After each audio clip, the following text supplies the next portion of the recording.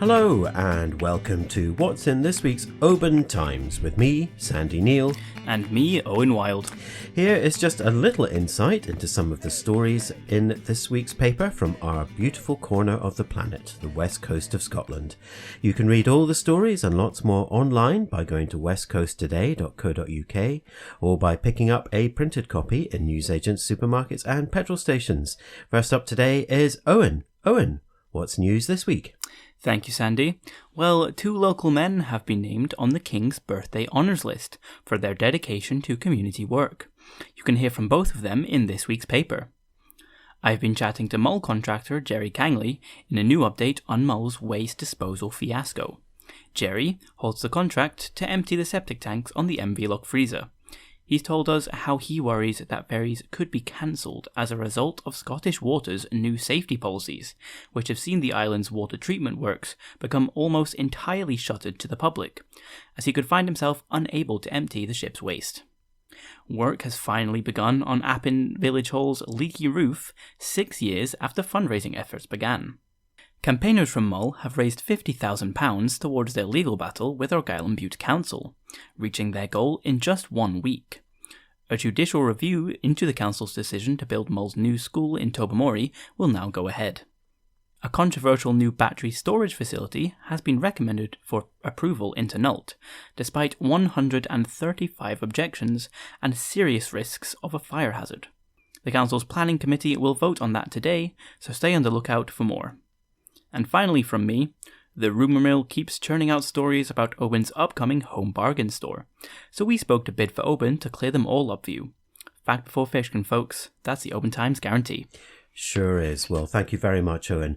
Well, more on the Mull Campus from me. An island meeting on June the 11th was set to be a showdown between Argyll and Bute Council and campaigners, but it ended in shutdown. Council officers told the Oban Lawn and the Isles Area Committee there should be no discussion relating to the campus because campaigners had launched a legal challenge. One islander, who said Mull is definitely being silenced, was cut off mid-sentence, twice. You can read the full story on our website. A home care provider's sudden and unexplained change of policy has forced a couple on Luing to quit their community cafe jobs. The pair, whose 91-year-old aunt needs 2 carers at a time, were left with no care provision without warning.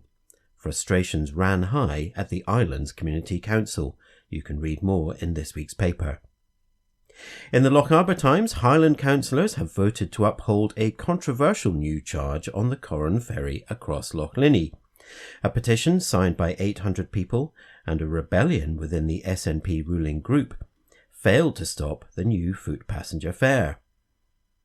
And a bond spanning 6 decades was reaffirmed when a 54-year-old pet tortoise returned home following a 6-week adventure in Strontian.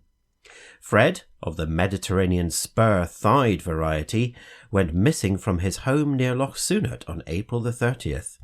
And having weathered storms, midges, low nighttime temperatures, and one of the driest spring times on record, he finally strolled into his garden on the afternoon of June the 11th, much to the delight of his owner, Colin.